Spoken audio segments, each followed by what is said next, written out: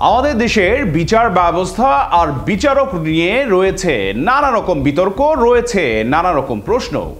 বিচারপতি মানিক ওরফে কালো মানিকের কথা মনে আছে কি আপনাদের? শুধু তিনিই নন, তার মতো অসংখ্য মানিক রয়েছে আমাদের দেশের বিচার ব্যবস্থায়, যারা বিচারক হিসেবে রাজনৈতিক প্রভাব ও নিজেদের বিচারিক ক্ষমতার অপপ্রয়োগ করে অর্থ সম্পত্তির পাহাড় গড়তে দিয়ে থাকেন দোষীকে নির্দোষ আর নির্দোষকে দোষী হিসেবে সাব্যস্ত করে রায়, যার অসংখ্য নজির রয়েছে আমাদের দেশে। যাই হোক, এখন এমন একটি ঘটনা আপনাদের সামনে তুলে ধরব, যেটির ওপর ভিত্তি করে আপনারা সিদ্ধান্ত নিতে পারবেন নতুন বাংলাদেশে কেমন বিচারক চান আপনারা। সিরিয়ার একটি শহরের নাম রাকা। সেখান থেকে খলিফা হারুনুর রশিদের নিকট চিঠি আসলো।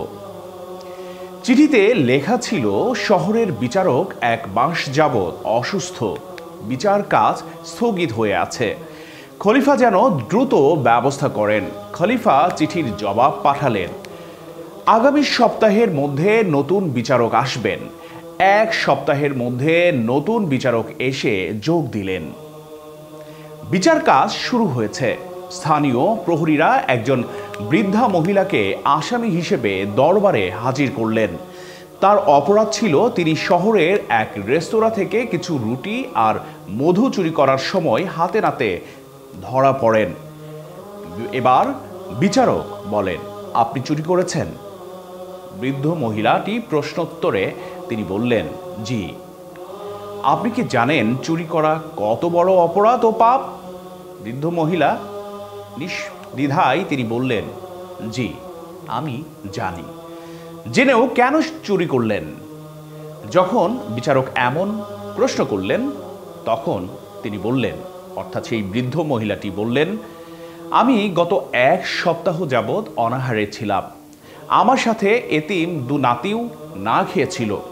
ওদের ক্ষুধার্ত চেহারা ও কান্না আমি সহ্য করতে পারিনি, তাই চুরি করেছি।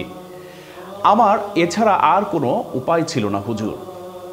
বিচারক এবার পুরো দরবারে চোখ বুলালেন।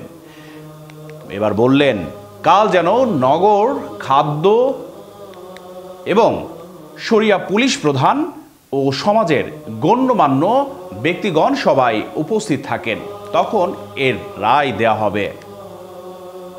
এর পরদিন সকালে সবাই হাজির হলেন। বিচারকও যথাসময়ে উপস্থিত হয়ে রায় ঘোষণা করলেন। বৃদ্ধা মহিলার চুরির অপরাধ প্রমাণিত হওয়ায় 50টি চাবুক, 500 দিনার রৌপ্য মুদ্রা আর অনাদায়ে 1 বছর কারাদণ্ড দেয়া হলো এ রায়ে। তবে অকপটে সত্য বলবার কারণে হাত কাটা মাফ করা হলো। বিচারক প্রহরীকে চাবুক আনার নির্দেশ দিয়ে নিচে নেমে ওই বৃদ্ধা মহিলার পাশাপাশি দাঁড়ালেন। বিচারক বললেন যে নগরের একজন ক্ষুধার্ত বৃদ্ধা মহিলা না খেয়ে ক্ষুধার যন্ত্রণায় চুরি করতে বাধ্য হয়, সেখানে তো সবচেয়ে বড় অপরাধী সে দেশের খলিফা, আর আমি এসেছি খলিফার প্রতিনিধি হয়ে। আমি যেহেতু তার অধীনে চাকরি করি, তাই 50টি চাবুকের 20টি আমার হাতে মারা হোক, আর এটাই হলো বিচারকের আদেশ।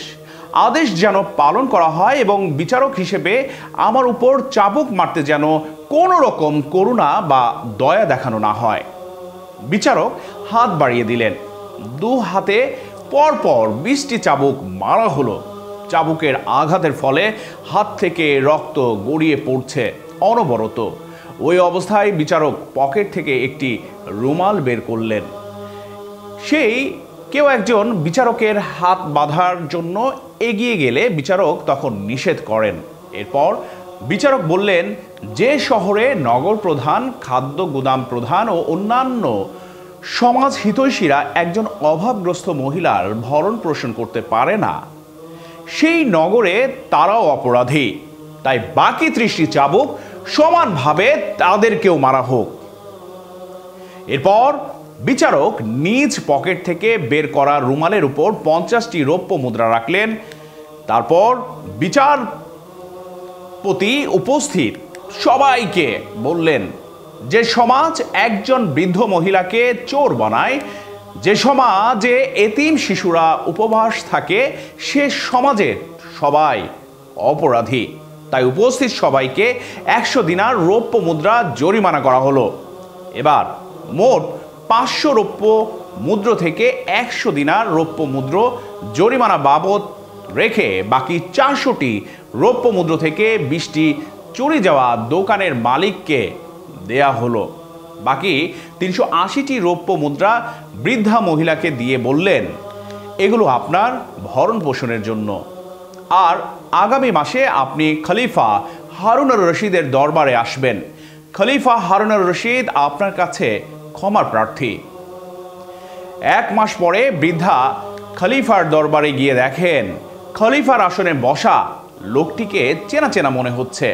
মহিলা ভয়ে ভয়ে খলিফার আসনের দিকে এগিয়ে যান। কাছে গিয়ে বুঝতে পারেন লোকটি সেদিনের সেই বিচারক। খলিফা চেয়ার থেকে নেমে এসে বললেন, আপনাকে ও আপনার এতিম নাতিকে উপোস রাখার জন্য সেদিন বিচারক হিসেবে ক্ষমা চেয়েছিলাম। আজ দরবারে ডেকে এনেছি প্রজা অধিকার সমুন্নত করতে না পারায় অধম এই খলিফাকে ক্ষমা করে দেবার জন্য। আপনি দয়া করে আমাকে ক্ষমা করুন। সুপ্রিয় দর্শক, এবার সিদ্ধান্ত আপনাদের। নতুন বাংলাদেশ বিনির্মাণে কেমন বিচারক বা কেমন সরকার প্রধান আপনারা আশা করছেন?